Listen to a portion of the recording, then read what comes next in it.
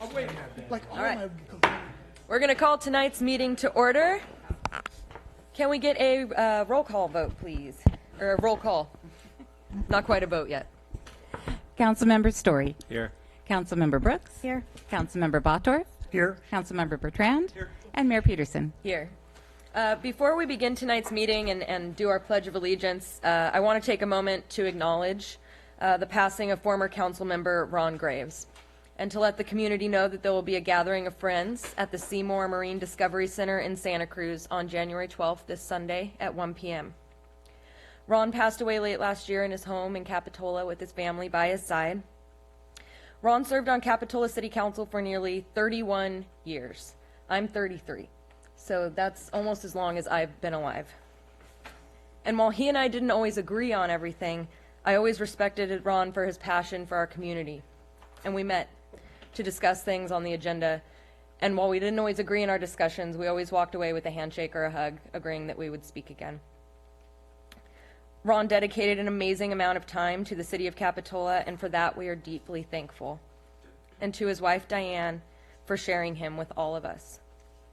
With that, I would like to dedicate this meeting to the memory of Ron Graves and everything he did for this city. Now, if you'll please join me in the Pledge of Allegiance.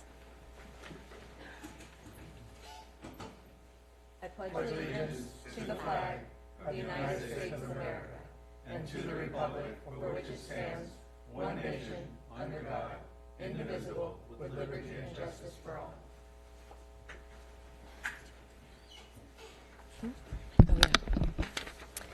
All right.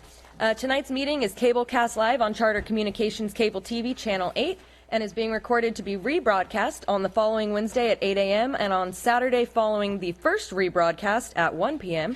on Charter Channel 71 and Comcast Channel 25. Meetings can also be viewed live from our city website, cityofcapitola.org. Our technician tonight is Kingston Rivera. Thank you for being here. As a reminder, please turn off your cell phones. And when you come for public comment, if you would like your name to be spelled correctly in the record, please sign your name at the sheet at the podium. We're going to move on to item 2, report on closed session.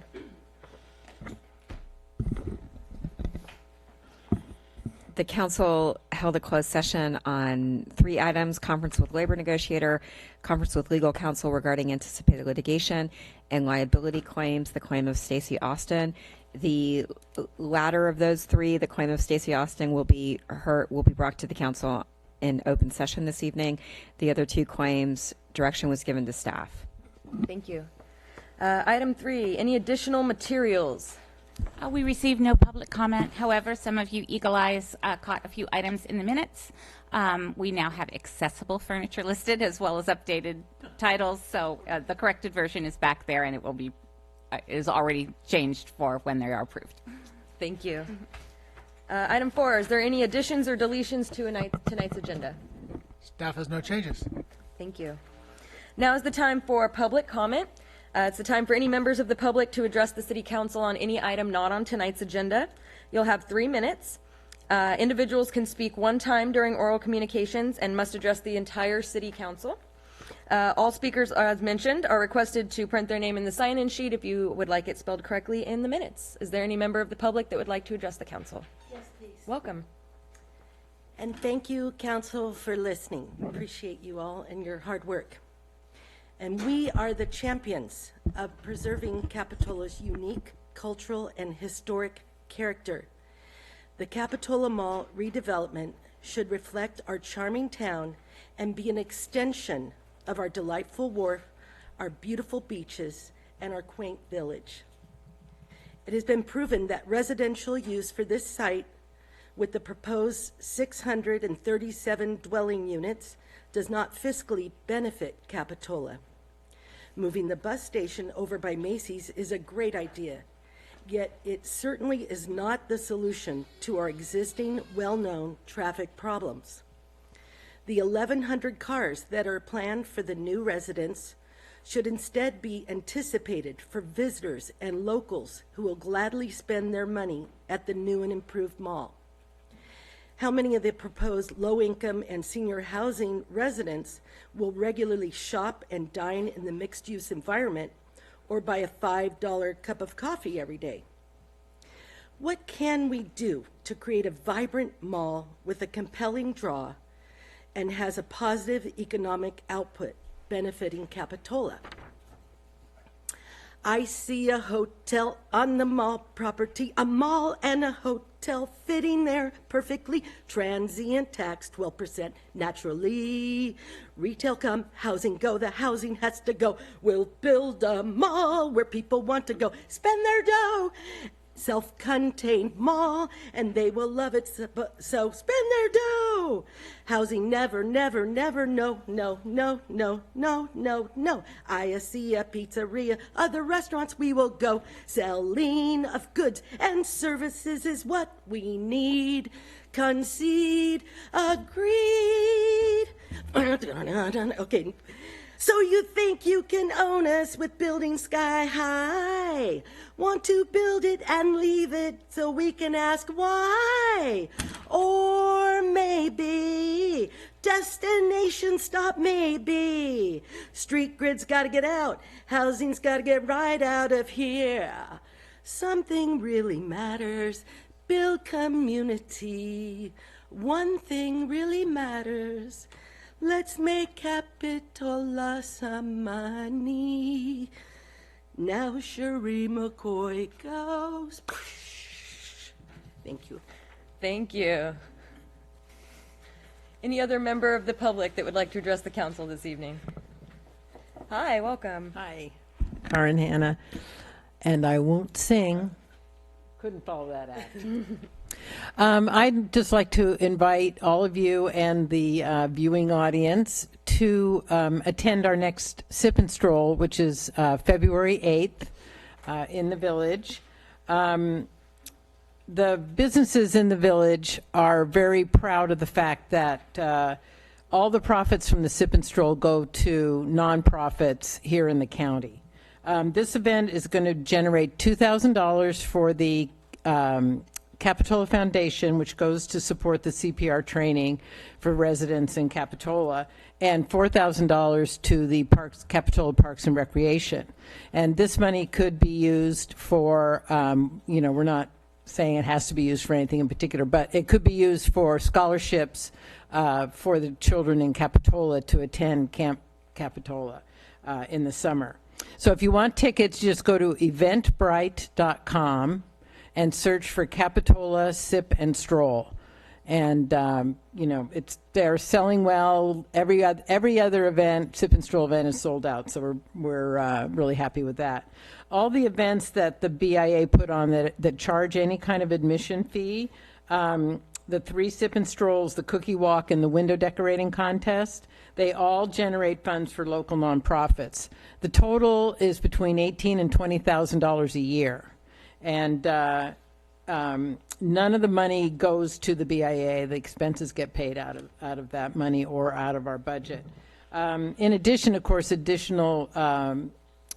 businesses give an additional, thousands and thousands of dollars to schools, other nonprofits, associations. So I'm just very proud of the fact that Capitola Village businesses are this generous in the county. Capitola, the city of Capitola has always been extremely generous to social service agencies and things, and the businesses are just following in that same manner. And I do see that there is on the agenda the review of the contributions received by the city, and I just wanted to point out that the $2,000 from the Capitola Foundation is the $2,000 we gave them last year for the CPR training. So we're going to make that an annual amount that we're going to do to support that CPR training. So I hope everybody gets their tickets and come. It's a great event, a lot of fun, always new, unique little wineries, and we just appreciate the community support. Thank you. Thank you. Any other member of the public that would like to address the council? Seeing none, we will bring it back for city council and staff comments. Does anyone on the city council have any comments this evening? Yes, we'll start with Vice Mayor Brooks. Great, thank you. I received an invitation from the Santa Cruz County Office of Education that I would like to extend to my fellow council members and the public. They are hosting their COE 5-year strategic plan They're having 2 events, one on January 21st at the Watsonville Civic Plaza, and one on January 28th at the Santa Cruz Museum of Art and History between 5 and 7. There will be it will be a COE resource fair, student performances, and updates from the superintendent and local leaders. So I have some more information here I can pass out. Great, thank you. Councilmember Story, you had comments? Yeah, thank you, Mayor. I just wanted to acknowledge that today, January the 9th, is Law Enforcement Appreciation Day. So I wanted to take this opportunity to publicly appreciate the fine men and women who serve on the Capitola Police Department and keep us safe in our community. Their dedication, I think, is exemplary. And I would just encourage everyone to take a moment. And this day is is gone and past, but maybe every day of the year we should take a moment to appreciate our law enforcement officers. So thank you, and I just wanted to acknowledge that. Thank you. Yes. I did not know that the BIA was raising money during these events, and it was great to find out. I found out a little while ago when you told me about the cookie, and so I went downtown and watched a scurry of kids running around with their baskets getting cookies. They were so happy. I couldn't believe it. So that was a good thing. I like that kind of event. So I think we still have 2 surveys going. Nikki, I believe the survey for the library is still going, right? Not the library, the recreation? Okay, great. So go online and you can help out the recreation department and Nikki's effort to make the recreation department more relevant to current needs and fill out a survey. Also, the RTC supposedly its survey was ending on the 3rd of this month, but I just checked it and the link is still active. So if you're interested in weighing in on the new study that's going on, trying to figure out how we are going to spend our money and what items are important for you in terms of transportation on Highway 1 and other parts of the county. So look for that survey too. Thanks. Thank you. Councilmember Botdorf. Thank you. I just want to share with the public, I had a personal announcement to make. I had a recent medical diagnosis, and because of that, I'm going to be leaving tomorrow for Seattle for some treatment, and I will be gone until March 26th. So won't see me at a few meetings for a while, but I plan to be back March 26th. So thank you. We look forward to your return. Thanks. All right. Well, Councilmember Story beat me to it, but I was also going to thank our law enforcement officers here in Capitola and throughout our community and really nationwide for all the work that they do. We're going to move on to item 7, which is our consent calendar. The consent calendar is voted on in one motion. There will be no separate discussion on these items unless a member of the public or city council member would like to request that specific items be discussed for separate review. Items discussed or pulled from the agenda, rather, will be discussed following our general government agenda. So let's start with, is there any member of the council that would like to pull anything from the consent calendar? Hearing none, is there any member of the public that would like to pull anything from the consent calendar? Seeing none, we will move forward and entertain a motion on consent. Motion to adopt consent calendar? Second. All right, we have a motion and a second. All in favor? Aye. Any opposed? Any abstentions? Motion carries unanimously. Thank you. We're going to move on to general government and public hearings. Item 8A, regarding lifeguard contracts. Do we have a staff report? It looks like we got to Yes, we do. Yes. Sure. here. The joys of technology.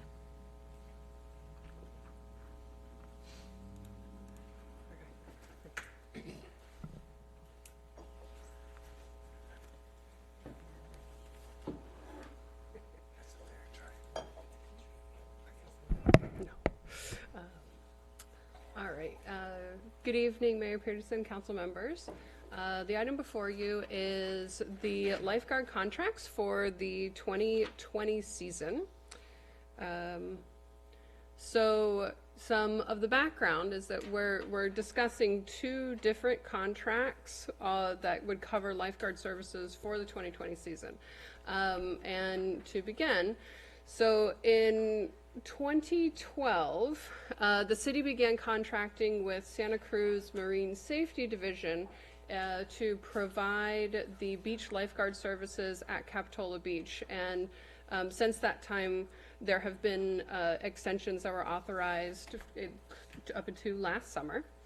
Some years back, CSLSA recommended that the Capitola Junior Guard program should be trained by a lifeguard agency. And in order to address those recommendations, the city worked with a couple of different models, and last summer contracted with the Central Fire Protection District in order to provide that open water lifeguard training for our junior lifeguard instructors. This was a very successful model, and we had been in conversation about a broader partnership with Central Fire, but due to the merger with the Aptos La Selva station, Central was not able to offer beach lifeguard services for this 2020 season. So for this season coming, the 2020 season, lifeguards, the Santa Cruz Marine Safety Division is again willing to provide the lifeguard tower services as they have done for the past since 2012. And again, Central Fire Protection District will conduct swim tests in order to determine junior guard applicant eligibility. They will also be providing the open water lifeguard training for the Capitola Junior Guard staff. And that training does meet or exceed the USLA standard for open water lifeguard saving. Excuse me. The proposed contract from Santa Cruz Marine Safety Division is the $91,119. This is a $8,000 increase from the previous year's contract that includes an increase in hours as well as personnel costs. The proposed central contract of $12,085, this is an unchanged number from the prior year. So the recommendation for you is to authorize the city manager to sign a one-year contract with the City of Santa Cruz Marine Safety Division for the lifeguard services, the beach lifeguard services, as well as authorize city manager to sign a one-year contract with the Central Fire Protection District for the lifeguard testing and training services. And I am available for questions at this time. Great, thank you. Any questions from the council? Yes, Councilmember Bertrand. Yeah, I just like to understand the agencies that you're referring to, CSLA or something. So what is that agency? The CSLSA is the LSA? California Surf Lifeguarding Association. Okay. So USLA, which is the national lifeguard, CSLSA is the local branch of that, and so they are the body that provide professional services and development to lifeguard agencies in California, as well as organize the regional competitions or assist in regional competitions for this area as part of the national body of the USLA. So when our junior guards go to competitions, they're the ones that organize and run that? They support that. It's different lifeguard agencies ultimately organize all of the competitions, but the CSLSA is the one that provides kind of a professional development aspects to lifeguard agencies and the organization for the competitions. Okay. A second question, in your presentation, the costs go up $8,000, right? And you mentioned there that it's increased hours. Are we providing more services to the city of Capitola or junior guards? You said increased hours. So previously we had a few hours in the day from the 9 o'clock to 11 o'clock hour where we didn't have tower services. because of a different staffing situation. So in addition to, we had asked the City of Santa Cruz to provide that additional tower services, so that way we're covered when our, when our junior guard program, because our junior guard program starts at the 8:30 time frame, and so that we would have lifeguard services and have our junior guard staff being able to do programs, so that would be two separate. Okay, so our junior guard lifeguards were doing both, but now we're having them more focused. Right. Okay, thank you. Any additional questions? No? Seeing none, we will bring it to public comment. Is there any member of the public that would like to address the council on this item? Seeing none, we will bring it back to council for comment and deliberation. Yes, Councilmember Bertrand. Yeah, thank you for keeping on top of this. Junior guard is very important to Capitola, and I hear very good things about your involvement in this, and keep it up. Definitely have my support. Any additional comments? No, I'll move that we accept staff recommendation. Second. We have a motion and a second. All in favor? Aye. Aye. Any opposed? Any abstentions? All right, motion carries unanimously. Thank you. Item 8B, report on Capitola Wharf damage. Do we have a staff report? Evening, council. Give me a minute here.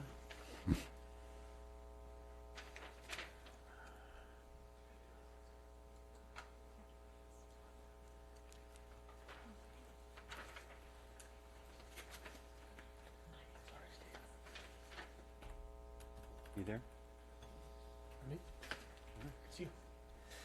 Sorry, we didn't have it up for you. No, it's okay. Excuse me, council, for not having that ready. No problem. So, similar to the last time we were here in December, we're here talking about an emergency contract, unfortunately. This is damage to Capitola Wharf that occurred. And I'm going to start off with the pictures because they're the best way to describe it. You can see in this picture, taken by our city clerk's husband with his drone, is a two pilings that have been broken. They were broken in high surf on January 1st. You can see that the decking has sagged here. This is about 10 tons of concrete and a hoist, small boat hoist, that sit there causing us to sag. When this occurred, the wharf was closed immediately, and we hired an engineer and a contractor to come out and install a steel beam. This is what it looks like today. A steel beam was installed, and you can see these little tie rods here that are actually picking up and supporting the weight of the crane, the concrete slab, and the wood decking. So that's the condition we're in today. We have a railing around it, and the wharf has been reopened. So really quickly, I mentioned most of this. January 1st, the wharf was damaged and closed. January 2nd, we met with the engineer and the contractor to evaluate it. The deck under the hoist was still settling. When I was there on January 2nd at 9 in the morning, it had settled about 6 inches. When I was back there at 2 that afternoon, it had settled another 3 inches. So it was moving quickly, and we determined that we needed to take immediate action to save the hoist from falling into the ocean. So starting on January 3rd, the contractor installed the beam. He actually had the beam installed and the first set of anchors supporting the concrete installed by 6 o'clock in the evening on January 3rd, which took most of the weight off of it and stopped the settling from occurring. He then came back, so that was a Friday and a Saturday, and then came back on Tuesday, installed some additional anchors to support the wood structure underneath. That work was completed on January 7th. On the 8th, Public Works installed the safety railing you saw, and today the wharf reopened. We were estimating the cost to date for the contractor is about $25,000. The next steps, obviously, are to replace the broken pilings. That hoist, which is a key element to the boat and bait shop business, can't be used, obviously, in the condition it's in. So we need to get the deck back in at the right elevation and supported on good pilings, so we need to replace the pilings. Unfortunately, when we've lost pilings in the before, we've never had this settlement occur, because it's usually just the deck boards and structure above it. And so if we get an inch of settlement, that's easy, something we can deal with when we put a new piling in. But because of the weight of the hoist and the concrete ballast, we're having a hard time figuring out how to get it jacked up. So if we put a new piling in, we can set it down there.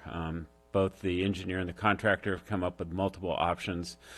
One is to install some more steel beams that will allow us to jack up the outside of the wharf where the deck is and actually extend the steel out over there and try that. The other one is to see if we can use the broken piles by slip lining a fiberglass pile, which is what we want to go to anyway, over the stub, if you will, that's coming out of the mud, and fill that with concrete, and then from there jack up the pile. So we're looking at both of those. Obviously, driving any new pile would require a pile driver. If we go with the slip lining, it's possible that we will not need a pile driver for that. So there's a little cost savings we may see there. It's more of what's not affordable, but what's doable in a short time that we're looking at right now. In order to determine if the failed piles can be used for slip lining, we need to do a dive inspection and see their condition underwater. We're currently working on scheduling that dive inspection. So the recommended actions tonight are to ratify the emergency actions taken to protect the wharf and authorize expenditures from Measure F funding. This is what we did with the other emergency project along the beach. Measure F funding is identified for one of the big parts of it, and the biggest part of it is improvements to the wharf. And there's about $1.2 million in the current revenue for Measure F. That would certainly cover these expenses.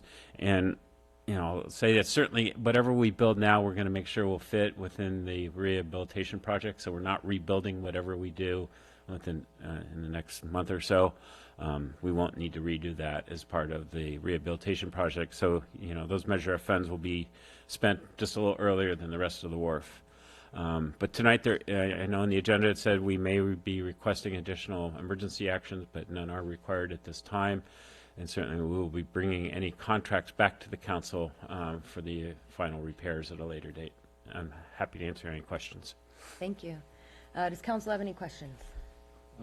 Yes, Yeah. Councilmember Story. Steve, if you're unable to use the slip piles after you've done the dive, how much, what's Plan B, and how much more will that cost?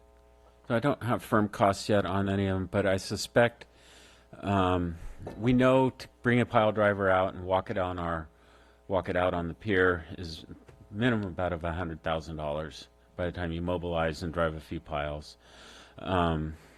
We're hoping that if we're able to do the slip lining, we will not have to bring out as heavy a pile driver. We might be able to do it with a boom truck or something, and I'm anticipating that could be half that cost. That's kind of a guess at this point, to be honest with you, but that's kind of the limits we're looking at. Okay, thank you. Vice Mayor Brooks. Yeah, so Steve, you mentioned the pile driver had to come out, and it could be approximately $100,000. Correct. And the project that we have set in 2 years, would we be having a pile driver come out again at the same cost? It would cost the same, right, to bring it out in 2 years It would be again? the same rate to mobilize. We'd bring a pile driver out. The contractor may choose at that point to bring it out on a barge, which would be a different expense, but we'll need a pile driver for that project in any case. Is there any way of not having to wait the 2 years and start some of that work earlier to alleviate some of those costs? Certainly, we could look at replacing some of the failed piles that are on the wharf now and try and replace them at the same time. I think we could convince the permittees, the Coastal Commission mainly, that we want to be proactive and replace some of the failing piles that have been identified as part of our study. Okay. We couldn't do the widening part, because that's an expansion of the facility, and I don't think we could ever get that done on an emergency, but it's certainly possible that we could replace other piles. Okay, and worth maybe asking for the widening if by chance. I mean, could always ask, We could try right? it, but it would be difficult because we'd be out of compliance with CEQA, and there's a whole host of other agencies that are involved in the widening project that aren't necessarily for this emergency work. But Okay, does our city manager need direction from council to move forward with that recommendation to ask to add additional work to be done sooner than in this project than waiting the 2 years? I think our number one, we will investigate that and check if we're going to be bringing the pile driver out on scene. We will work and to figure out as much of the work as possible that we can do that makes sense. If there's some way that we can avoid double mobilizing, Right. absolutely, we will pursue every avenue that we can to do that.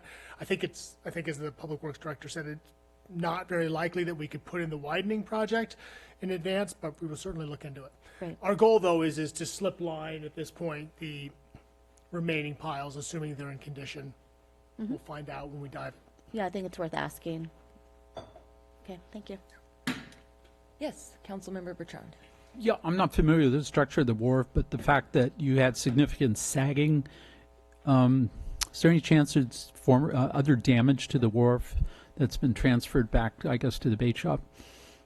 No, we got lucky in that regard in that the pile caps, which are the stringers that go from pile to pile, perpendicular to the length of the wharf, actually had a joint in them about halfway between the hoist and the bait shop, so there was no deflection. They sagged, but they didn't bend, if that makes sense. Okay. They bent so there is no damage. That's why we're able to reopen the wharf. If we had been in the other condition, we probably wouldn't have been able to reopen the wharf without that.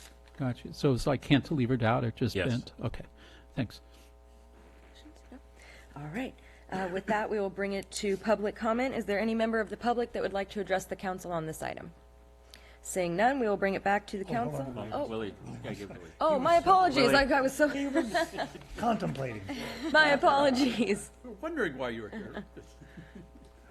I'm Willie Case. I own the wharf house out on the end of the wharf. And actually, the only comments I want to make, I want to express my appreciation in a public forum to Steve and his incredible staff for immediate attention to a big need out on the wharf. We opened today, and that's pretty incredible. That's 7 days of closure from a rather severe condition, and I felt like the council should be aware of the great work your staff is doing for you. Thanks, Steve. Thank you. Thanks, Willie. All right. With that, we will, is there any additional member of the public that would like to address the council? Okay. Seeing none, I will bring it back to council for comments and deliberation. Any comments on this item? Yes, Councilmember Bottorff. First of all, I think we got really lucky. Looking at that, I think the fact that the hoist didn't fall into the bay really was very fortunate for us, and I don't know how all those members held together with especially that much weight. I'm going to be very optimistic that this overpiling, what's the term you call it? Subplaning. Subplaning, yeah, because that's kind of the plan we're intending for the new portion of the wharf when we do that, and if we're able to do that there and kind of dodge this bullet, because that's what we're doing, I think that's great.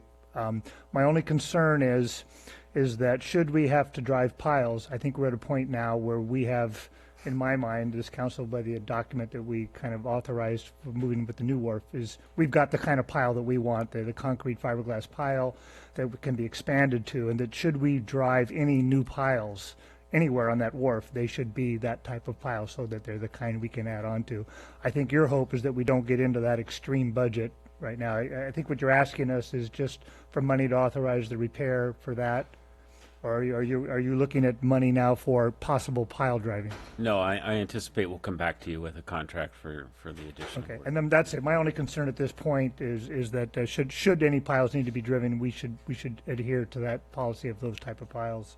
But with that, I'm okay with making a motion to approve staff recommendation. I'll second, but I have a comment.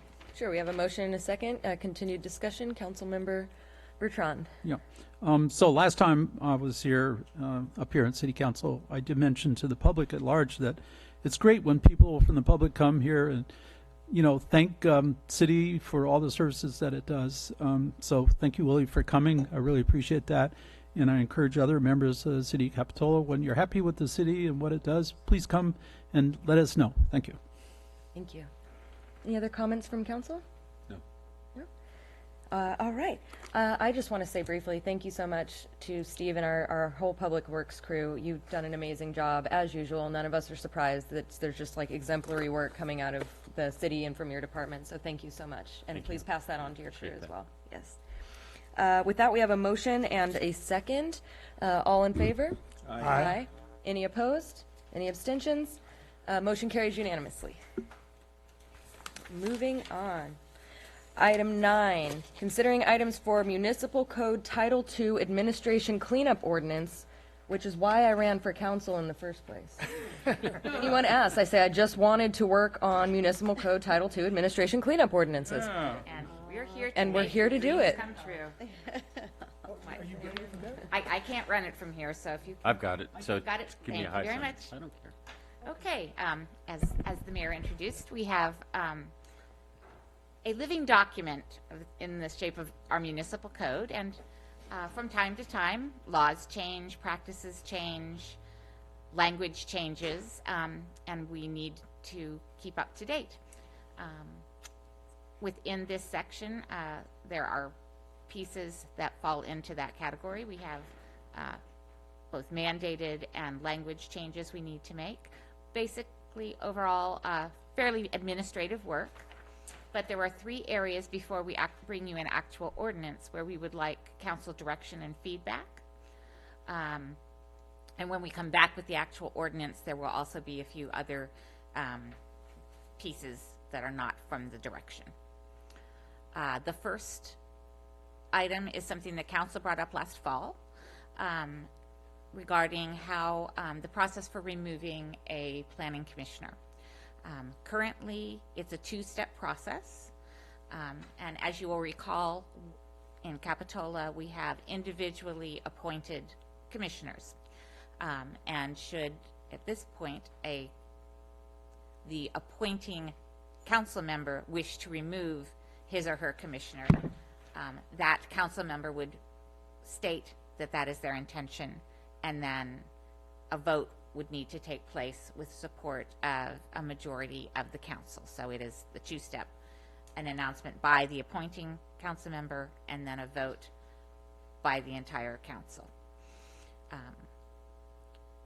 We did look at how some other jurisdictions that have a similar individual appointment address these. In some cases, in addition, well, they will simply allow a council member to remove theirs, just to make the announcement that I plan to remove my commissioner, and we will, I will be opening recruitment. And they also allow for the greater council, someone else on the council, to request for the removal of a council member, and then that would come up for a majority vote. Another option would be to make it a supermajority vote of 4 members. So it's right now we have an and. What the current, what the possible recommendations, I should say, is to make it an or, should the council choose. So that's something that we will want feedback on. The second item is referrals to an advisory body. This is when an issue comes up and a council member says, we should have traffic and parking look at that. Right now, there is no process in code for that, and we can just keep it that way. But sometimes these are fairly large issues. Somewhat recently has been the jewel box traffic. That went to traffic and parking. Turned out that there was really not much that traffic and parking could do. It came back. It was a lot of time and work. And so staff wants to know whether the council feels like having an individual make that request is fine and appropriate and we don't need to make any changes, or if they'd like to have a little more discussion on those pieces. So options are, actually requiring it to be agendized, or to get a general sense of support for that action. And then Before we get last- off, I'm sorry, before go we get ahead. off that one, I think one of the points I would emphasize is that I think it's important for council members to understand that when an item gets referred to an advisory body, there's a fair amount of work that ends up taking place, both on a staff basis to support that advisory body's discussion and deliberations and research and understanding an issue, and in addition, work by volunteer members. In most cases, they're volunteer members of that advisory body. And so the question is can it just happen with one council member at a meeting saying, I'd like them to work on this, or should it require a vote? Should we put it on an agenda and have a regular council action? Should it be, with the concurrence of another council member at the meeting that the item gets referred? So that's why we're bringing this up, just because the referrals to advisory bodies, they're sort of not insignificant actions. And the third item that we are looking for feedback on is to change language about placing items on the agendas. As you well know, for yourselves, you must do that, make those requests at a public hearing and say, I would like to see this come back to the council for discussion. Our code right now gives more power to a committee chair if it is within that jurisdiction. The chair can simply place an item on the agenda, and staff wanted to point that out to the council and see whether that is something that you would like to change and remove that section. So after I finish up here, we will ask you to we'll go through each one and get direction on the 3 items that we're seeking that. Use that to write a new ordinance. And it will include, as I mentioned, other items. We have directly quoted old election language. That's not what the state code says anymore. We have some practices in the appeals process that we just want to clarify that this is how it is done. We still have the redevelopment agency as a section that can go. So items like that will also be included, as well as the 3 items that you are giving us direction on tonight. So I guess we can take them in the order that we had. So if you'd like to give us, specific questions about any of the 3 that we've brought forward. All right. Does council have any questions? Yes, Councilmember Rotorff. I may have a question for the city attorney. My question is, would this be the appropriate time, since we're reviewing this, if we wanted to initiate a policy for removing a mayor? I think so. It would probably. So we looked into this question, and you don't have to have a procedure for removing a mayor. However, if at some point you want to remove a mayor, you need to do it pursuant to a procedure that you have adopted. And so what cities who do not have a procedure on the books do if they want to remove a mayor is they adopt a procedure by resolution prior to removing the mayor. And that's a tough, as you can imagine, a highly politicized process, because you've got a removal pending, and so you're adopting a procedure at the time. And so it's a good practice to have a procedure on the books and to negotiate it when you have no intention whatsoever of removing a mayor. It's good to have that as a backup if that time should ever come. So, this would be the point. We could do it by resolution, but I think it's better practice to do it by ordinance, because then 20, 30 years from now, when we're all gone, the city attorney at the time will not have to dig through, and city clerk will not have to dig through past resolutions to find it. And this is probably the ordinance in which it would live. So this is a good time. That's a very long way of saying yes. Well, as the mayor said, that she ran for the purpose of cleaning up, and this is a cleanup opportunity for us. And I'm thinking if we're going to go through the trouble to generate a policy or procedure for a planning commissioner, it's kind of like we did something a while ago where we gave the city council a raise and we didn't give the planning commission a raise, and we kind of missed that step. And I'm thinking that these two seem to me to be hand in hand. So I would suggest that we, instead of going through 3 items tonight, we go through 4, and it may end up that the planning commissioner procedure and the mayor procedure are identical. But that's just, I would like to discuss all four tonight, if Sure. it's the will of the council. The procedures could certainly be identical. I mean, both planning commissioners and the mayor serve at the pleasure of the council. And so essentially, the minimum that you need to do, or even the maximum that you need to do to remove either, is to take a vote. In public, obviously, it needs to be a transparent process, but that's all you're required legally. Anything else you can work out. Thank you. My question. Councilmember Bertrand.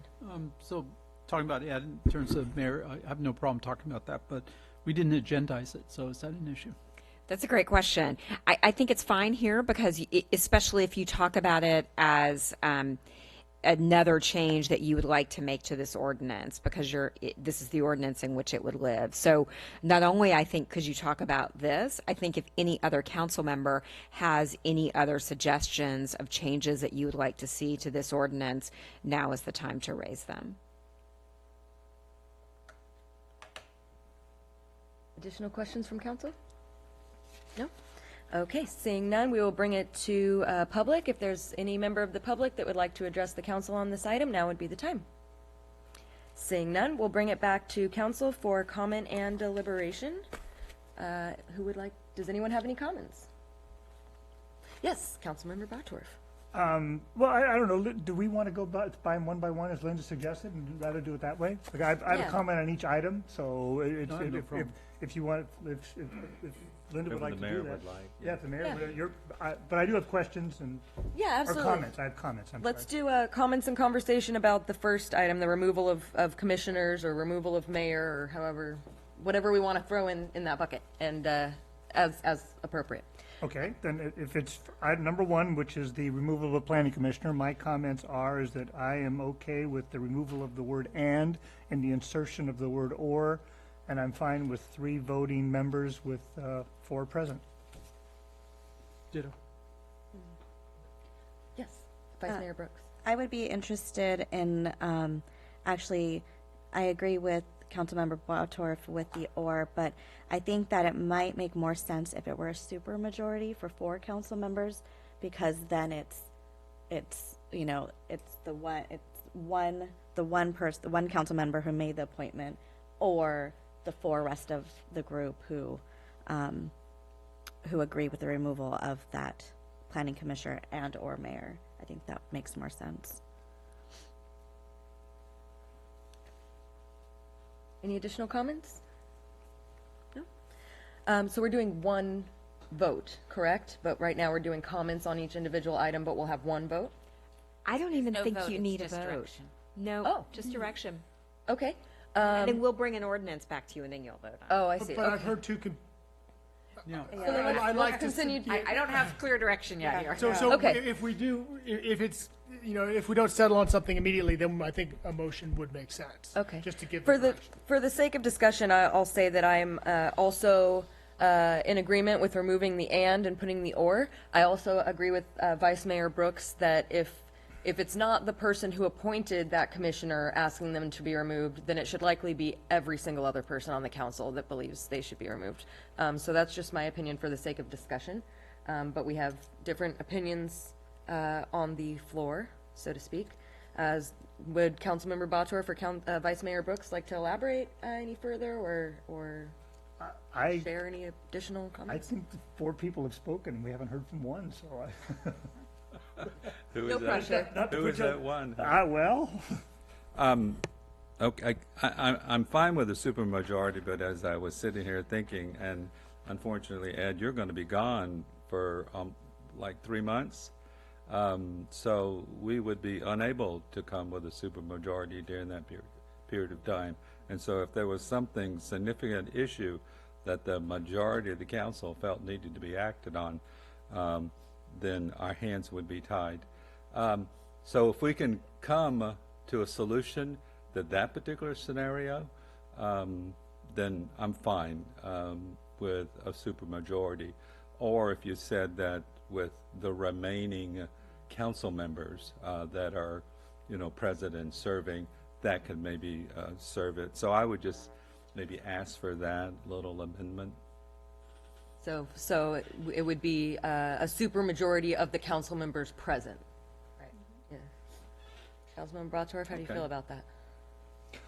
Well, a supermajority of the council members present essentially would say that if one person was gone, 3 would be sufficient to carry the vote. And if, I think my concern is, just what backs the movement is, I think that most of the items we vote on are by a majority vote of 3. We're not a 7-person council, we're a 5. So, I mean, I still think that 3 is a significant number. I'm trying to think, and maybe the city attorney or the city manager can help me, there's certain things that require a supermajority, tax measure, Urgency ordinances require supermajority. Anytime you want to stop debate requires a supermajority.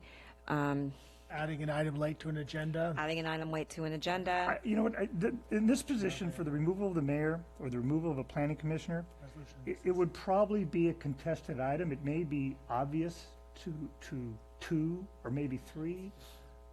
I don't know that you would ever get 4, and because my feeling of how it plays out is that one person who the way we have this is a person who had that, by my planning commissioner was bad and I wanted to remove him, I would recommend that, and it would probably not reach any opposition.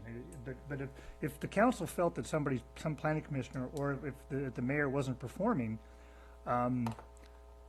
I think 3 is sufficient. I mean, I think trying to get a complete unanimous body to support that is probably, it nullifies going through the process. And I think that we make a lot of big decisions for this city on almost everything else. And like I said, I could be on the losing end of this, but I feel strongly about 3 votes is enough to make a decision in this city. Understandable. Councilmember Bertrand.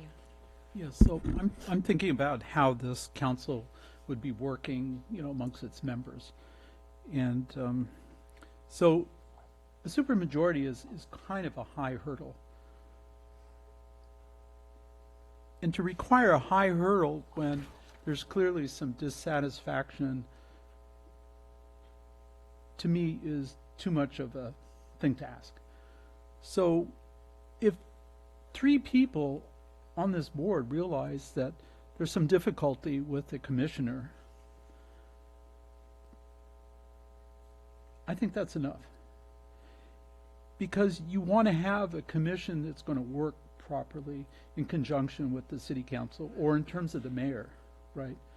So sometimes asking for a high hurdle is not going to solve the problem. Thank you. Any additional comments? I'm just thinking out loud to your point, Councilmember Broadtorff, about the Brown Act and how one would be Brown acted. So we would only have permission to, like, if there was something like this, I'm just trying to play out all scenarios in my mind, the person would only be able to speak to one other person. That would technically still leave. Always the case. Yeah, so you would still have the 3 left out of the 5. Like, it wouldn't benefit that.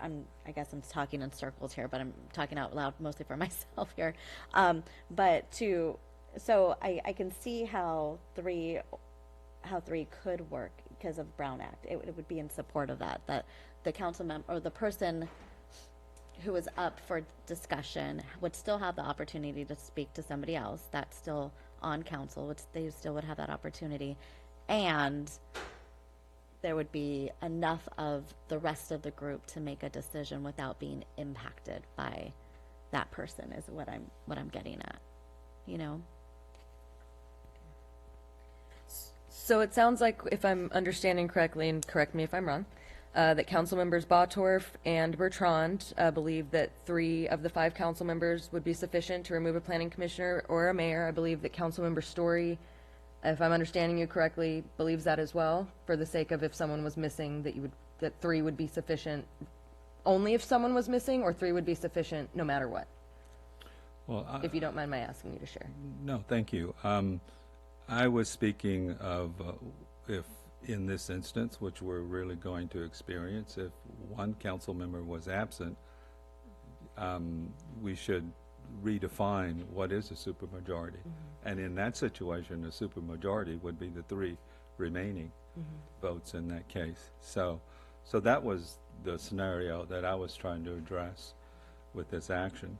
Now, on that general question about should you remove a planning commissioner with just 3 votes, my tendency would be to agree with Councilwoman Brooks, because the removal is of a willing, functioning, and working planning commission, removal is a pretty severe action to take against somebody. And I think that if we're going to do that, there should be a pretty much consensus. It should be a pretty obvious and serious violation, and not just political rancor, which 3 votes could amount to political rancor. And so, I mean, in my experience, doing that kind of forced removal should require, in my view, a supermajority. So that's my thought about it.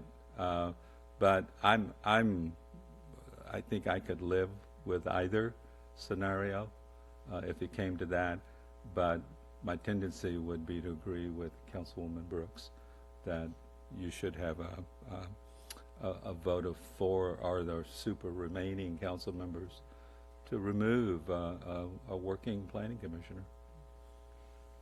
If I may add, especially if we're going to be looking at the addition of mayor, I think that the process of removal of mayor, I think that you bring up a really excellent point about the politics that can get involved in something like that, and to get a full consensus of the majority at the time makes the most sense for me.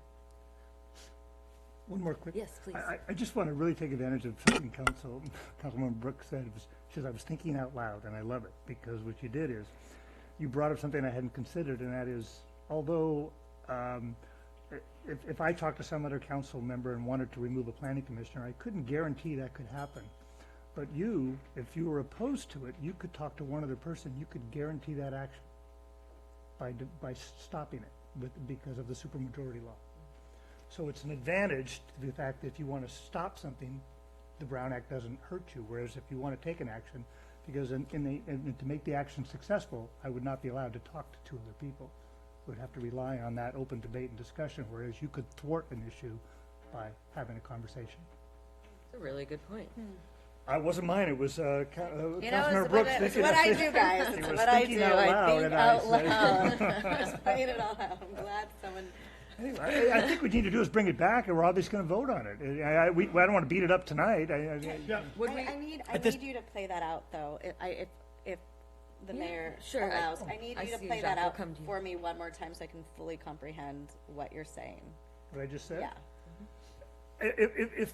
If myself and Jacques, and I wanted to get rid of Kristen, okay, I could talk to Jacques, okay, but I can't I don't know if I have a 3rd vote. Whereas if Kristen said, Yvette, throw me out, Vice Mayor, don't get me removed, you've just thwarted the action, because you 2 can talk, and because of the supermajority rule, even though I get Sam to vote with me, it doesn't happen, because you 2 have created an alliance. So the Brown Act favors you, and it doesn't help me. Is that bro me out? Is that Is that what we do? We throw out. That's how we talk, actually. I'm sorry. No, I mean, at this point, Beautiful skill. I love the role playing. I think we all understand the situation now. I think at this point we have enough direction to prepare an ordinance. Obviously, it'll be the source of more debate, and obviously we can tweak it, make it a supermajority or just a majority. That change can be made at the hearing. So, Okay. yes. Since it's- Councilmember Trent, yeah. Since it's recommendations for an ordinance, I like to separate advisory committees like FAC and planning from the mayor. So I think we should have a proposed ordinance that deals with the mayor in one sense, and then the other commissions in a different sense. Are you jumping topics on us? These No, are all. this This is- is all in one ordinance, correct? This is all in one ordinance, right? Yeah. But you just in other want words, separate a sections? different paragraph or clause or line. So you mean a different paragraph, or however it's delineated, right. for Yeah, a not an different ordinance. procedure or different discussion for removing the mayor versus removing a planning Yeah, commissioner? separate out these issues. So I was actually going to raise that as well. I think that's a good point. You could have separate procedures. Right. You could have a supermajority for one and not for the other if the council wants to yeah. just to complicate things further for you Better guys. lively discussion, Right. okay? We can discuss it at the next. You are always allowed to talk aloud. Okay. Is the council satisfied with what we've discussed and the staff believes it has adequate? We're good? Okay. We're kicking it down the road. That's what I hear. Well, no, it's got to come out they're going to prepare an option for us. And then you can When we have discuss something it specific to debate, then it'll come It's back. pretty specific already. 3 or 4. All right.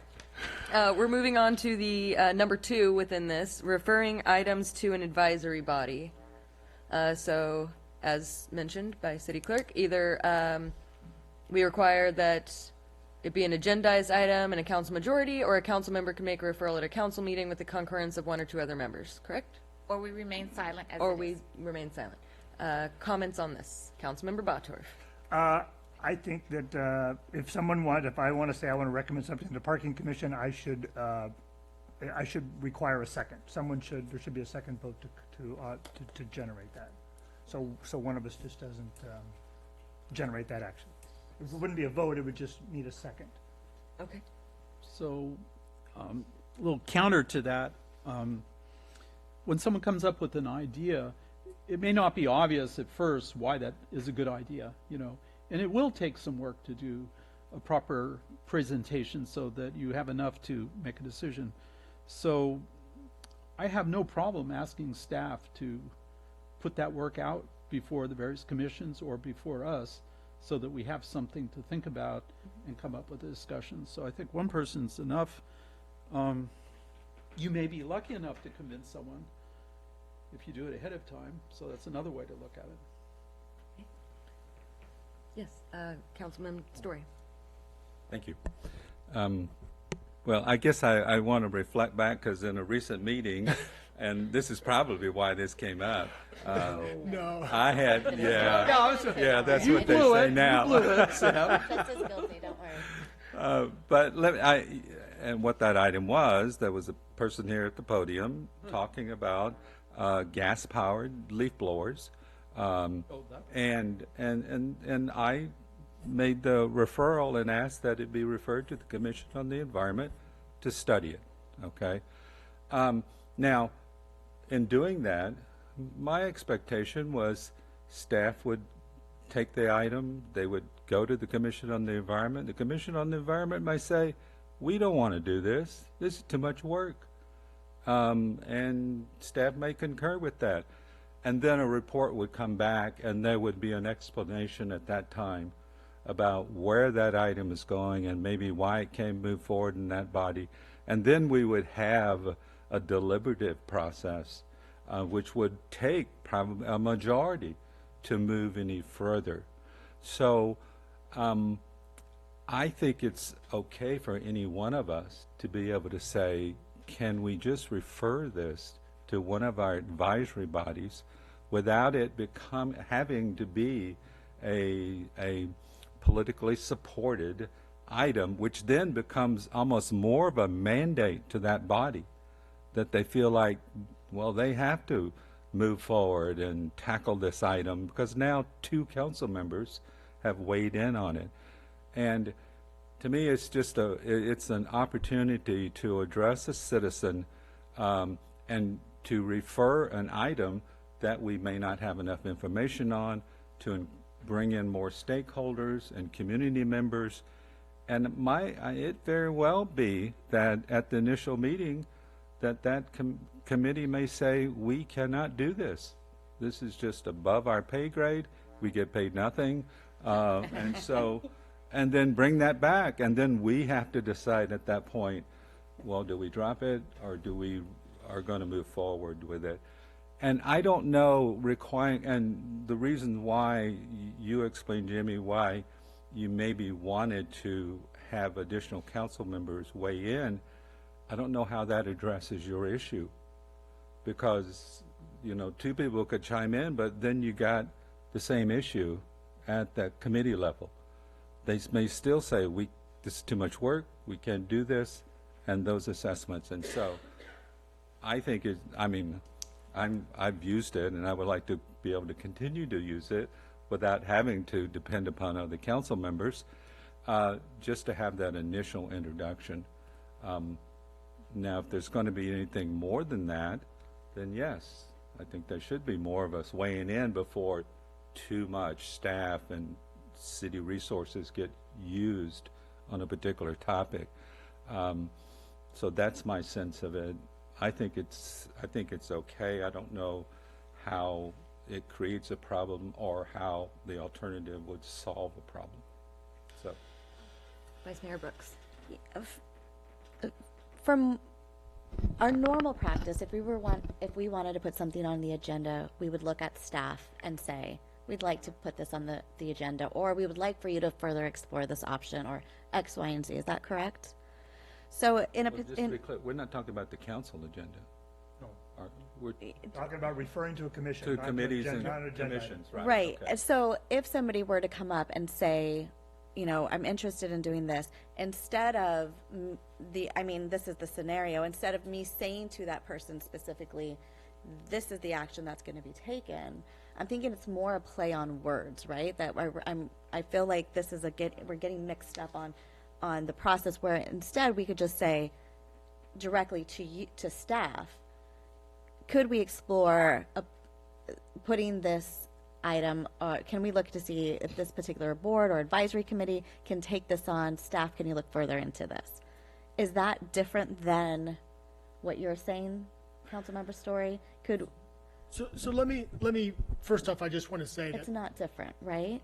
So we still, at the will of council, we get to do that with any agenda item. At the beginning, we can say to staff, we like you to do X, Y, or Z, right? So, sort of. The Brown Act articulates a few things that council members can do in a meeting about items that are not agendized. You can ask staff for a report at a subsequent meeting on a particular issue, and you can ask staff to put an item on the agenda. Asking to have an item referred to a committee is not specifically articulated in the Brown Act as something that the council can do. So what you seem to be contemplating is, I'm not sure if I'm capturing this correctly, but could you just say to the city manager, figure out this issue and report back to us? That is well within the Brown Act. Yes, you can do that. We have decided, I have decided, my read of the Brown Act is that you can say at a meeting, I would like something referred to a committee. Mm-hmm. The question is really about, referring something to a committee arguably uses more staff resources than referring it back to the council, because then you're just using your council, and there's a staff report, but it's just the staff. I'm kind of merging into your territory here, but it's really just the staff preparing that report. Whereas a committee, they may spend months working on something to get it. So to have one council member requesting that it's really a resources issue more than anything. And what would the difference between, in the recommendations presented in the staff report, it says, and require a council majority. How would that benefit? Did we pass the questions part already? May I ask a question? No, is that okay? You can ask a question Okay. during comments. right? Okay. How would that benefit the staff? How would that support the staff? That you would get the council majority. What's the difference there? So a couple things. First off, I want to make it clear to Councilmember Story, this wasn't just about the leaf blower. There was the most recent example, but there's been a trend of this, and actually the most significant situation like this came about with the Joe Box traffic calming, and frankly, there was a community group that came up to public comment, and it got referred to the Traffic and Parking Commission, who went and then spent literally months working on things, doing studies, counting cars, developing all kinds of big alternatives, and then it came back to the council, who concluded that there really was no great solution, and at that point there'd been so much work done, it was a challenge. So the issue here really is about, I think the city attorney articulated it pretty well, is about an individual council basically from the dais creating this work item. And it's fine. It hasn't been a terribly big problem, but I've seen it happen a number of times, and then I saw it go pretty wrong that once, and I've realized that it's kind of a weakness we have in our system. So the alternatives, to answer your question, Councilwoman Brooks, the first bullet there would be basically, rather than saying, I would like issue X to go to committee Y as an individual, you'd say, Mr. City Manager, can you please put on the next agenda an item to refer this to a commission? And then the next city council agenda would have, we've had a request to refer a potential leaf blower ordinance to the Commission on the Environment. Here's a little background on leaf blower ordinances. Here's about how much estimated time that it would take place. The full council would consider it and say thumbs up or thumbs down, something we want to do or not. So that would be that first bullet point. The second bullet point is kind of this in-between thing where an individual council member could, in response to something somebody was saying from the public, in public comment, I think this would be a great item for Commission X to work on. Does anyone else agree? And then with the concurrence of one or two others, it would get referred to a commission. So those are the two differences. And either situation just provides either more information before the decision's made in the first example and a full council majority, or in the second example, just more than one council member sort of sending the city off on this path. Thank you. I would agree that you weren't the only one, Sam. I too have done this about the plastics situation. And one thing that's come up, at least for me, is the follow-up. And by agendizing something like that, holds staff more accountable to doing that follow-up versus me saying, hey, Jamie, or hey, city manager, do you remember that I brought this up at public comment and I asked for this? And so I've kind of run into that scenario where, since it hasn't been agendized, it's kind of been the circular thing. So I could see how it holds everyone more accountable with option one. Councilmember Bottor, if you had a comment. Thank you. I wanted to bring up another case because I had one also, Sam. You remember when we were doing the Arts Commission and we were doing the banners in the village? And I said, well, why don't we refer that to the Arts Commission? And the thing that came out of that was you were protecting the Arts Commission because, as Jamie's doing, you didn't want to overburden them with a one-person request. And that's why I come from the position where, I don't think one person on the council should dictate any action we take. I think the only way we learned that was we learned last year that if the mayor wants to call a special meeting, he can do that. But other than that, it takes a couple of us to do something. So that's why my suggestion was that we do two people to do that.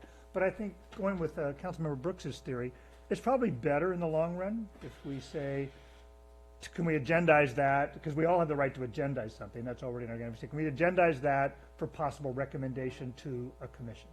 And then it comes back and then we have the discussion. So I'm actually okay with either one. I was trying to just get away from any one of us just dictating, send that to the Arts Commission, okay? Because we had a lively discussion, and then every one of us. So I think we all carry a little bit of the city manager's ire as far as just randomly pointing out commissions to do stuff. So and I'm okay with either one of those. And if the council feels it's better that we use our policy we already have, where we are allowed to put something on the agenda and agendize it, I could live with either one. So, add a little bit here. So if we're recommending, or we are proposing to recommend to a committee, have them be part of that process to determine if this is something for them to work on. So I have no problem with saying if we really want to agendize it, more than two people, I could go along with that. But I'd like to hear from the committee whether they think it's a thing that they would like to actually work on. Does it really fit into their scheme of how to approach things? And I'll tell you why. So it'll come up in our next part of this discussion in terms of the chair of those committees agendizing things. So I've been on the, I won't be on the FAC anymore, but I've been on the FAC for over 12 years. And one of the things that keeps coming up is we can't do anything unless we get it from City Council. But there are things that have come up in that 12 years of discussion that seem like reasonable things, and so how do we get it on our agenda so we could act on it? So you could go to the City Council person and go that route too. So there's, I believe, a willingness to be part of that discussion to see if it's a good item to discuss from that committee. And so if we throw something to them, I think having whatever committee that is be part of that discussion would be a good thing. So I could see what you're saying, not a lot of work on staff, but have something that goes to the commission. The commission wants to be involved. They want to focus on this thing which they volunteered to do. So to have them be a part of that discussion, I think is a good thing. And I think that sort of came up with the art and cultural, okay? So I have no problem with the 2 people from city council to actually agendize something to a committee.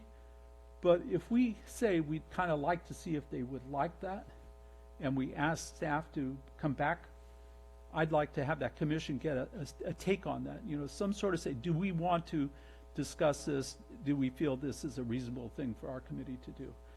And a little bit about the jewel box thing. Even though it was a long and laborious process to figure out what to do in the jewel box, that process, I think we learned a lot. And if we hadn't involved the people in the jewel box and we had just sort of run with it, I think it would have been a minor revolt. You know, there were some problems. Obviously, there was a lot of people that were upset. But in the end, that whole process, I think, came up with something that worked. I think people were a lot happier with the results because they were involved. You know, and sometimes that's what makes these things work, is the fact that you actually go to the citizenry and get them involved, even though it takes a little bit extra work. In the end, we want something that large portions of our citizenry are acceptable. They're acceptable because they were part of the process. They might be acceptable because it answers their particular issues, but in the long run, I think it spreads it out and the whole system works. If I may throw out an option for council to consider, we could do both and say that a council member, concurrence of 2 council members is required to send to refer something to committee. And if someone suggests that he doesn't get that second, they could simply say, then I would like to see it come in a future agenda. I like that. Any thoughts? We could Any do thoughts that. on that? We can do that currently. No, she was saying that if he gets the second, then it would go to the commission, but if it doesn't get the second, then we would have what would already exist, which is Right. we can put it on the agenda. But if you came up and you said the leaf blower thing and you said, I'd like to recommend that, can I get a second? One of us might have said, I might have said, I'll second that. Because it made, to me, that request made sense. I'm just saying that night. And what Chris and what the mayor's saying, I believe, is that if all of a sudden you throw it and you hear crickets, okay, you can just look at the city manager and say, I'd like to put that on a future agenda. And then we all win. It just takes a little bit longer. Then, So then there's an opportunity for debate and an actual vote on whether or not that should be done. I can understand if you say, I'd like this to go to a committee and you don't get a second, it seems like it would be dead. However, if you don't get a second and then it comes back on an agenda and there's itemized opportunity to explain why and a formal vote, so that's just an option that occurred to me as something for conversation. Yeah. Well, we already have the ability to agendize at a meeting for a future meeting. So, but with 2 votes, Sam, you could do it right away. If you came up and said, if that guy's at the podium and you said, I'd like to send that to the Commission on the Environment, can I get a second? And if I would have said, I'll second that, then it doesn't go to it happens immediately. To the commission. Well, I think Well, that but see, circumvents the that's- process, right? Why don't we have well, options? I just what I just let's- what I'm think is good about just a referral process. It's a way to engage our volunteer committee members without a high-level council direction and letting them make the decision about whether it's appropriate or not, and then coming back in coordination with staff to either say, to reject it and where then it dies, or to have a plan of action in order to move forward, which would then would have to be agendized, would require council majority. So I think the ability just to refer something, it kind of relieves a little political community pressure on taking some immediate steps to address an issue that one of our neighbors may have. And it may be something that we yet do not have enough information to decide whether it's even appropriate to have staff put on an agenda, because those are pretty high-level discussions, at least I would hope they are, and would require a lot of preliminary research, whereas this is just a referral. And I think, as the city attorney said, it's about resource allocation and using them whenever at the lowest level to make an efficient determination about whether we even have the ability to move forward on a particular issue. And so, I mean, with that, I mean, and maybe it should be more than one, but if we have the concurrence of 2 council members, just to make a referral. And to me, that does not mean there's not a instruction or an assistance upon that advisory committee to actually take that ball and run with it. It's just asking them, look, is this an issue that you think you are interested in, fits within your purpose, and you have the ability to follow through with? Answer those questions and then come back to us. And if they say no, then I think that, yeah, then we have to, as a majority, before it goes any further, there has to be a majority here to make that happen, one way or the other. And so that's just my thought about it. But so I think the second option on that would be fine. Councilmember Story, if I'm understanding correctly, and maybe this is just a matter of wording that we need to reconsider, is that what you're suggesting is that a request for a committee to consider taking up an item would require only one council member? No. No. No, that's the second option, is that in order to make a referral, and to me, a request and a referral are synonymous. Okay. Requires, this would take at least two council members to make happen. So no one of us could do it, but if you had a concurrence of one other council member, at least becomes a referral for them for the staff to bring to them and say, is this something that you feel that you could do? Because that was the question that we were discussing about the Arts Commission. All I was asking is that it be a request to them, which they embraced. They took it on, okay? And so, to me, that's what the referral would do, but I'm saying I agree. Let's have it be at least 2 council members before even that happens. Okay. Councilmember I think Bottorff and I then fundamentally understand what you're saying, and because of that, I think I disagree with you, okay? Because this is what came back to the last thing. It says, my position right now, unfortunately, is that I believe I'm an elected official, and I believe that that attorney over there and that city manager serve at the will of this council. And I believe that those bodies serve at the will of the council. That's why they are on these bodies. And I think what we got into last time is you felt that I needed to ask the planning commission if they would like to take this on. And I was put off by that. I mean, I'll say it straight out. Those bodies are here. The FAC, the parking commission, they're here to assist the city council. And if we have a group of people, and I'm saying not just 1, but 2, I don't want to ask them to do that.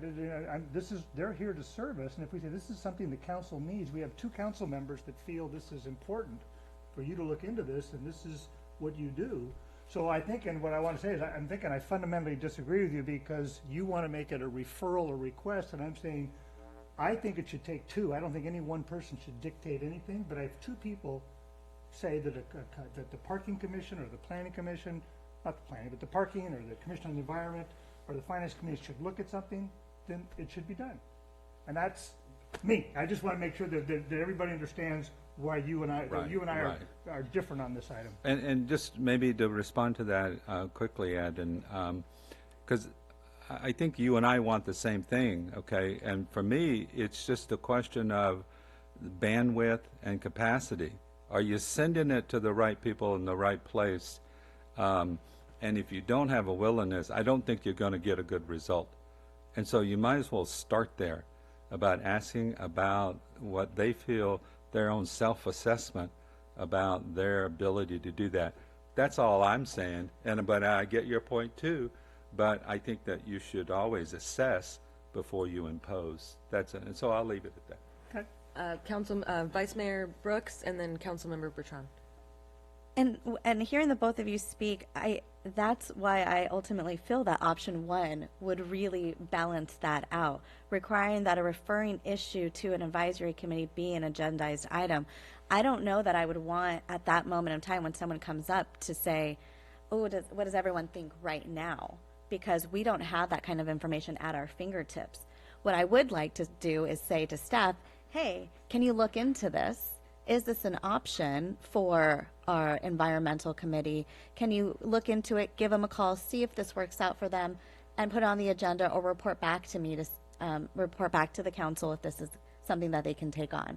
I think that's how we can get to both to get what we want is by with option one. I think the agendized item, it might not necessarily be an agendized item, right? Could possibly be, well, the environmental committee reported back and said they can't take this on right now because they've got 15 other things, but you could report back to us at the next meeting. So I don't know if we could adjust the language just to say requiring that a referring issue to advisory committees be X, Y, and Z, or be a request to staff for future comment or as a future agendized item or / discussion item or something like that. Because it's hard to say that an agendized item, well, I guess agendized item doesn't have to necessarily be an action item, right? So you could certainly agendize an item and take no wouldn't have to be action. I mean, it action, could be a right. discussion of leaf blowers. We'll use that as an Yeah. example. I do think, so there seems to be a disagreement about the role of committees between Councilmember Bottorff and Councilmember Story. One thing you might think about is if you are interested in, if there's ever a time where you would like to resolve that issue on a case-by-case basis, for instance, if there's some issue that one council member may feel is somewhat important to have an advisory committee look at, but if the advisory committee doesn't have time, that's fine, no big deal, versus another issue where all 3, 4, 5 of you may feel like this is absolutely something that needs to go to a committee, that is not something that you can resolve without the matter being on the agenda. You can't, if someone comes up in public comment and says this is an issue, and then one council member says this should go to a committee, that's about the extent of the comment that you can make without the item being on the agenda. So if you're interested, there does seem to be a split about what a committee's role is. If that is something that you'll think you want to resolve on a case-by-case basis, you will need to agendize the item. So, let's see if I can help a little bit. From my standpoint, as city manager, I think the number one thing behind this is that the act of referring an item to a committee generally involves a lot of resources, more than in general an item, just bringing an item to the city council. Just because committees often will ask a lot of questions, there'll be follow-up meetings with the groups. They may volunteer to do counts, things like that. It generally can turn, it doesn't always, but it certainly has the potential to turn into quite a work item. I think about these two options sort of as number one is kind of the most bureaucratic and the most strategic. It's like, it's kind of nice to be able to deal with, I think as Councilmember Story said, somebody's at the podium and we just resolve it. We say, yep, go work with the Traffic and Parking Commission. It's a nice solution. It's not very strategic and it's a bit reactionary at times. The second alternative is more responsive, and we can deal with something and we don't have to be really bureaucratic. It gets it moving and it sends it to a place. But at times, particularly if it's just one council member, it's not super strategic. There's not necessarily a lot of analysis done of like, is this even a thing we can do? Can we even regulate leaf blowers? You know, those kinds of fundamental questions aren't answered. So that's the way I differentiate those two options. Is the first one is more bureaucratic, more strategic, and the second one is more responsive and moving quickly. And To go back to Vice Mayor Brooks' question, one of the items that may come out of an agendized item, if the agenda item is bring back a discussion for us about leaf blowers, and one of the options may be to refer the item to a committee, something that may come out of that meeting instead of a referral to a committee might be, we can't regulate that. I think we probably can't regulate leaf blowers. Actually, I'm sure we can regulate leaf blowers, so that is just an example. It's a hypothetical. But just, it gives, having staff come back to you first does give the council the opportunity to consider options other than something going to a committee, including it not going to a committee.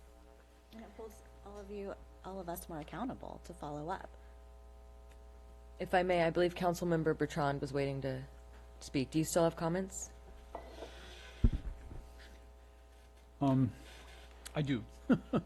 But it's more in the vein of Yvette, sort of thinking out loud.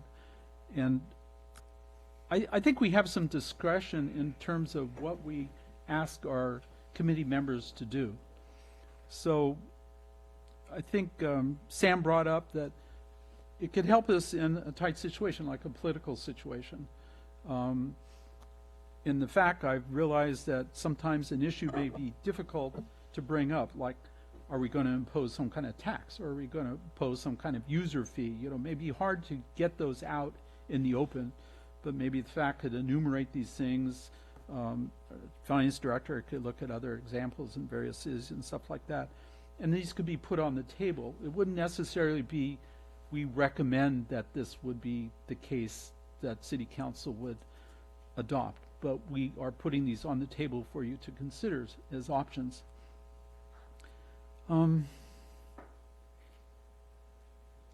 like the idea of going to our various commissions to do some of the groundwork, not necessarily the deep dig.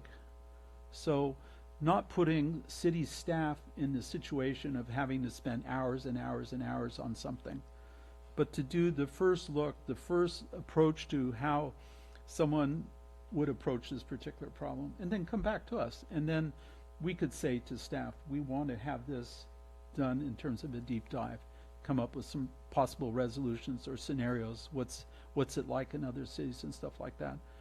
So I think the commissions, depending on what we ask of them, so it's not like just give it to that commission.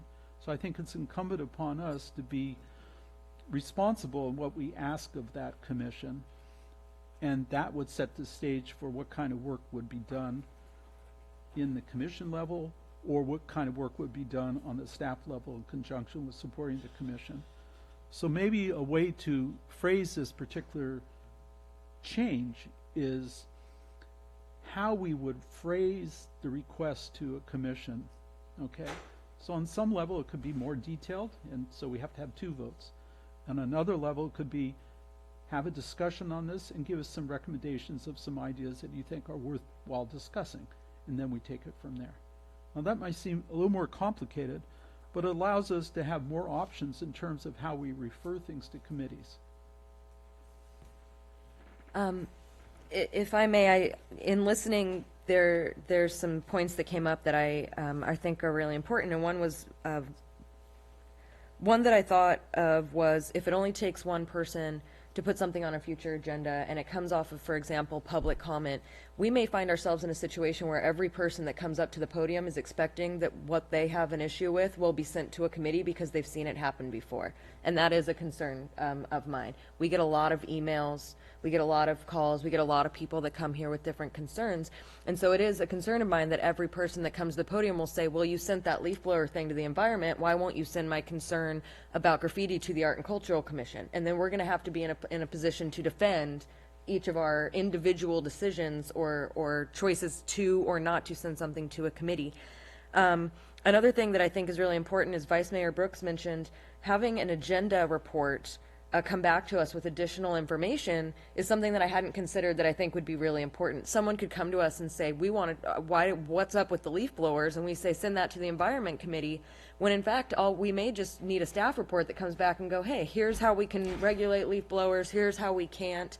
And if at the end of that discussion we realize, oh, well, we're still at an impasse, I think at that point we would have a vote. on sending something to an advisory committee rather than just a suggestion.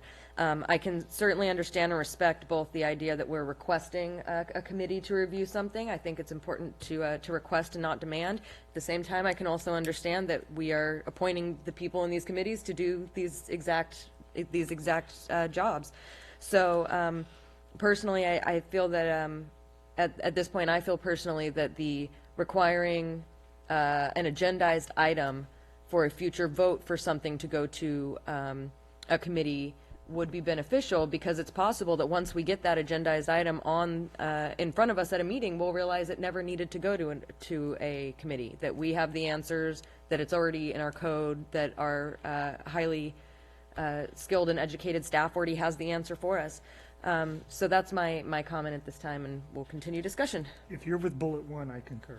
Okay. Can I make a motion? Is We're this not. what we're looking for, or do you want We're just to giving them direct staff? direction. We're not voting. Do you need a motion for What- one or the other What to be direction put are on you the? taking? Because you have a split council here. At this point, I would like to see if we can get 3 votes for one of the options. So is it appropriate to call for a vote in a time like this sure. when we've got a split? Okay. Yes. How about? Okay, let's go ahead and call for a motion, I guess. We would need a motion first? Okay. I'll make a motion with option 1 requiring that referring issues to an advisory committee be an agendized item and require a council majority. Second. Okay, let's do a roll call vote for this. Councilmember Story, No. Councilmember Brooks, Yes. Councilmember Bottorff, Aye. Councilmember Bertrand, No. and Mayor Peterson. Aye. We have direction. Next. All right. The third item on, or the third issue on item 8C is placing item on agendas. So previously it was an issue of us sending matters to committees. Right now we're considering if chairs of advisory bodies can send matters to us without any additional action. Is that correct? Okay. Comments?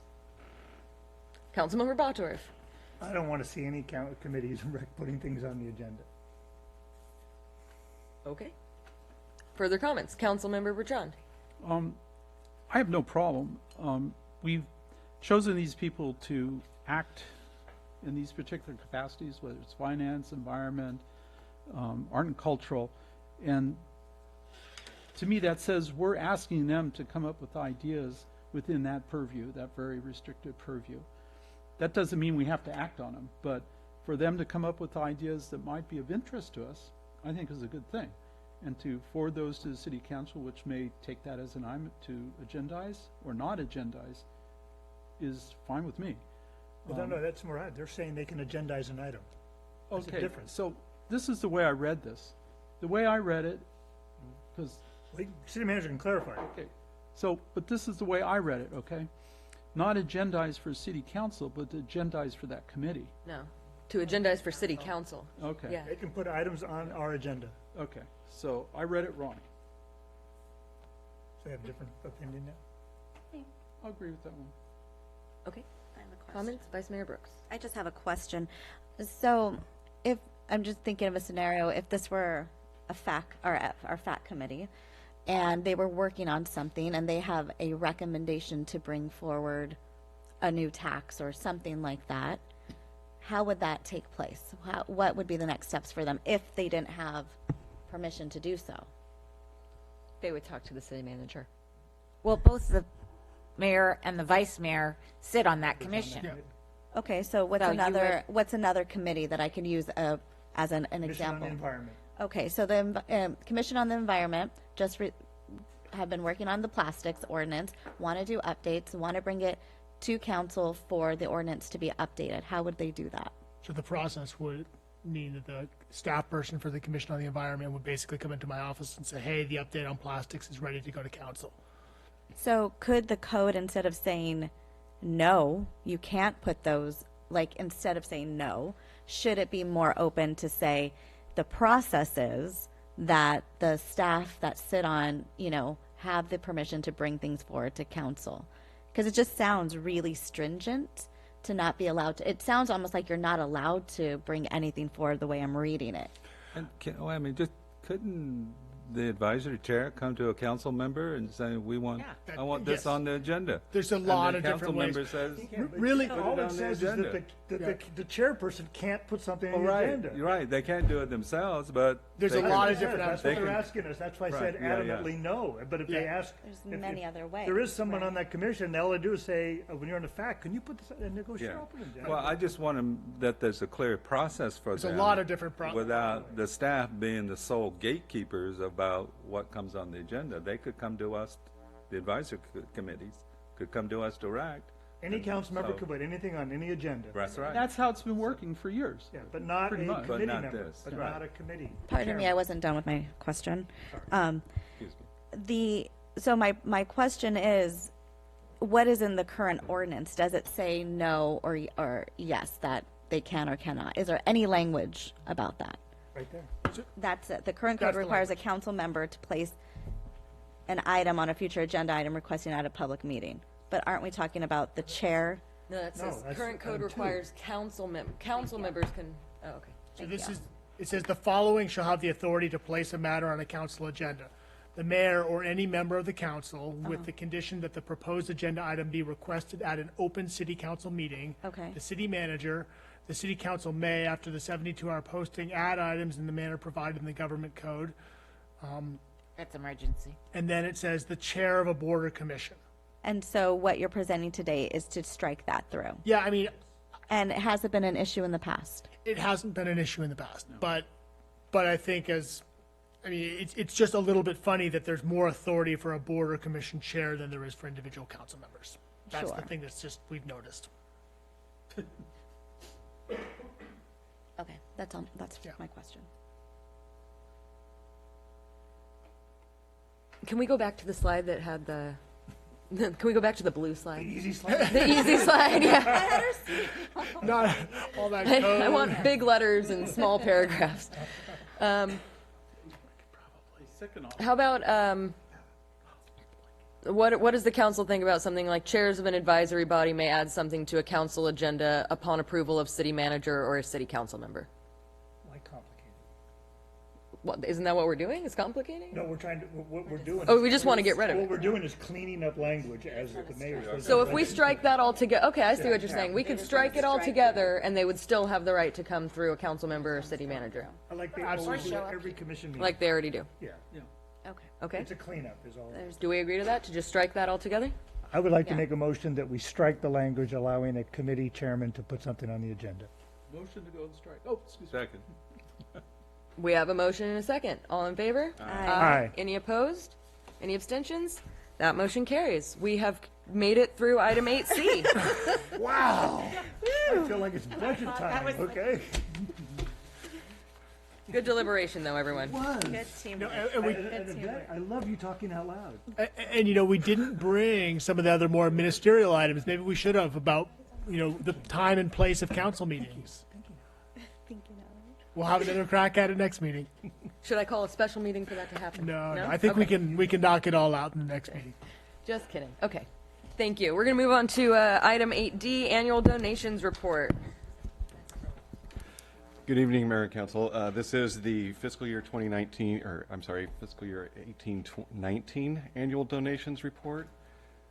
First, I'd like to just point out that the City of Capitola benefits greatly from the generosity of individuals, local businesses, nonprofits, as well as others in the community. And in July of 2013, the city implemented a donations policy, and that policy basically gives the authority to the city manager to accept grants of $5,000 or less and appropriate those for already pre-approved projects and programs, and it also established a procedure for acknowledging and reporting donations. So as far as fiscal year 18-19, city received a little over $447,000 in donations and grants. A little over 68,000 of that was donations from individuals of $5,000 or less. I have a list up there. I don't want to read the slide to you, but I thought it was important it's in the staff report and for the folks at home to at least see the, not so much the dollar amounts, but the types of programs that get grant funded and the folks that are doing that, so you can see some of the like movies at the beach and Twilight concerts and Sunday art and music, and then those folks that are contributing to those or donating to those programs. And then as far as Twilight concerts, I wanted to pull that one out because there's a number of businesses down in the village and throughout Capitola that contribute to that. And without those donations, those Twilight concerts wouldn't possibly take place, or a lot less of them might take place. Also last year, we received a little over $154,000 in state and federal grants. And I have those listed up there. Again, I don't want to read the slide, but I thought it was important to at least list up there what the grants are for and how we got them, or which entity we got them from. And finally, this report's basically focused on the $5,000 or less, but we do have, we can take donations of greater than $5,000 if we have an agreement with any entity, and right now we have one of those agreements with Friends of the Capitola Library, and they contributed $225,000 they had over at the Santa Cruz County Community Foundation, which brings their total. I just went through what we had received through yesterday, and we're sitting right at about $525,000 in donations and pledges. So we've received $475, and we have pledged for another $50. My understanding is there's some other commitments that have been made to the Friends that are going to push that number probably north of $600,000. So a very successful fundraising campaign. And then once they're done with their fundraising campaign, we'll come back and do a full report on just the donations that were around the library project. So tonight's recommended action is to receive the report, and with that, I'd be happy to answer any questions. Are there any questions from the council? No question? Councilmember Bertrand? Yeah, I have a question. Maybe you don't have the itemized donations, whatever, but I know the current part of the donation for the library right now is the pavers. Yes. Which has been very successful. Do you have any idea how much we're getting right now with pavers, and is that donation cycle still available for the public to participate in? So the paver donations, my understanding is the deadline has been extended a month at this point, maybe extended again. We've had a lot of activity in the last week or so as we approach that deadline. Off the top of my head, I want to say we're getting close to $60,000 of donations for just the pavers. Can you probably close to 200? It's probably a little more than 200 pavers now. Okay, can you tell the public what the pavers are and where they'll be placed in the present library, current library to be planned? I can tell you what the pavers are. As far as placement, I'll probably have to defer to Steve, but there's three different options for pavers: a 6x6, a 6x12, and a 12x12. 125, 225, or 325. Based on the size of the paver, and then as you get larger, you get more lines. Put more lines of text in there. And I don't know the exact number. I want to say it's like the first paver is 1 line, the second is 2, and then 3. But don't hold me to that one. As far as placement, I'm going to defer to Steve. Yes, the pavers will be located to the outside the front door of the library. There'll be 3. There's kind of a patio of sorts, and they'll be in that walkway. In 3 sections. Okay, thanks. Any other questions? No? Is there any member of the public that would like to address the council? Seeing none, we'll bring it back for any further council comments. I just want to say thank you to all the donors for supporting our city, and yeah, that's it. Thank you. Great. Yes. I was prepared to read off the list, but thank you for putting them on a slide, because I totally agree with Yvette. It's amazing how much the businesses in particular, and like junior lifeguards also, have been donating a lot of money to the city, and greatly appreciated. And a lot of these donors donate on an annual basis, so it's not one time, it's every year. Yep. Well, the junior guards is great. The concerts are great. All these things are just wonderful. They contribute to the wonderfulness of being here in Capitola. Great. Thank you so much. If there's no additional council comments and there's no additional items. What? I have a comment. You have another comment? Yes. Okay, go ahead. Not on this side, but on general. So I think it's been suggested in terms of, Jamie, a council item, and it was brought up. I just want to remind it that this, I think, needs to be dealt with, and that is to have a session or have an off-site session that deals with protocols and procedures for how city council should be in terms of conducting public business. I'd like to add to that we also include the FAC and the city planning commissions so that we're all on board, and maybe, Council of Environment and other committees, so that we're all on board in terms of how we interact amongst each other and how we are conducting business for the city of Capitola. Thank you. So this has been requested in the past. I'm just extending it to other committees so that we have across the board a uniform way of doing business for the city of Capitola. Just so I have clarity on this, we have a pending item, which is a code of conduct for the council, and that was going to be a code of conduct for the council, I think, for other city officials. That is pending. Is that what we're talking about here? Yeah, it may be pending in terms of your planning process, but it hasn't been brought to us yet. Oh, no, it hasn't happened yet. It's Right. coming. So I'd like to add that, at this point, I hope the city council would agree with this. I'd like to see other commissions be part of this. I don't think it's just the city council that needs to benefit from this, but city planning, council on the environment, and other council committees that, we appoint members to.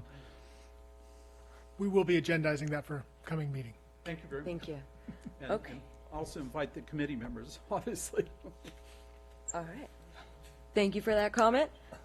With that, we have reached the end of our meeting. This meeting is adjourned. Take care of yourselves and take care of each other. Good night. Okay. And now we will be moving on to the successor agency meeting. So now I call that meeting to order. Ow. Sorry, was that too? No, it was I'll get I'll get a mouse pad or something. Make it a little easier. That's okay. Roll call. Board Member Story. Still here. Board Member Brooks. Here.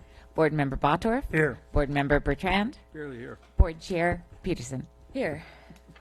We have a city attorney report. Nothing to report.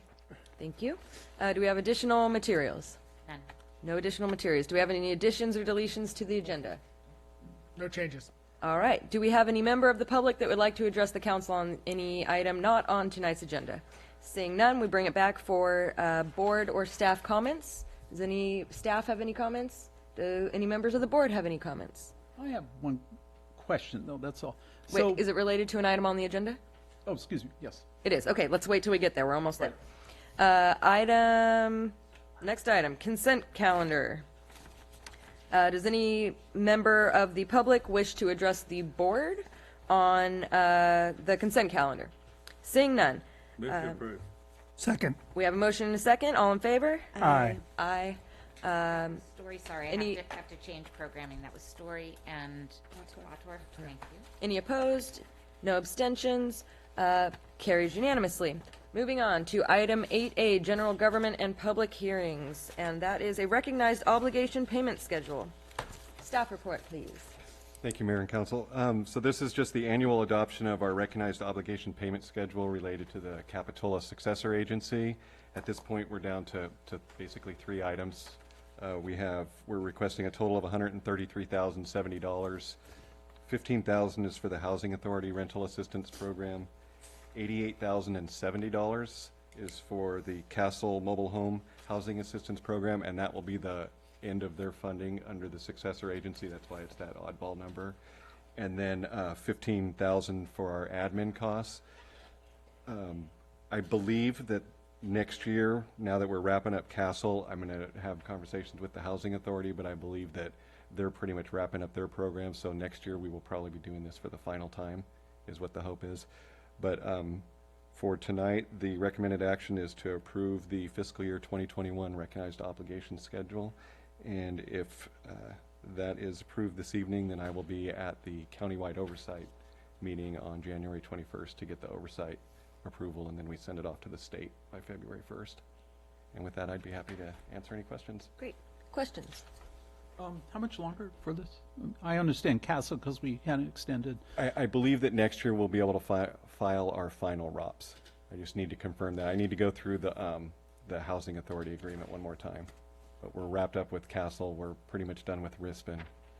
And I just need to see what's left with the Housing Authority. I will probably do a final ROPS next year, but there could be another lingering payment or two after that, but we're getting really close to the end. Any further questions? With that, we'll bring it to the public. If there's any member of the public, seeing none, we would like to return to council comments and motion. Motion to approve staff recommendation. Motion in a second. All in favor? Aye. Any opposed? Any abstentions? Motion carries unanimously. And with that, we are adjourned. Thank you. Is that better? That was so muted. Did you read about 99 Of my affordable penis? housing covenants. Yes, my colleague was there. It's one of the cities we monitor. They just pulled it. All right. Had a process in place. They dumped the one in Monstrino. I think our agreements are mostly 99 years. I went to the last Not quite a one. while, but And then they are. talking to this Liz, and she goes, I said, are you married? She goes, yeah. So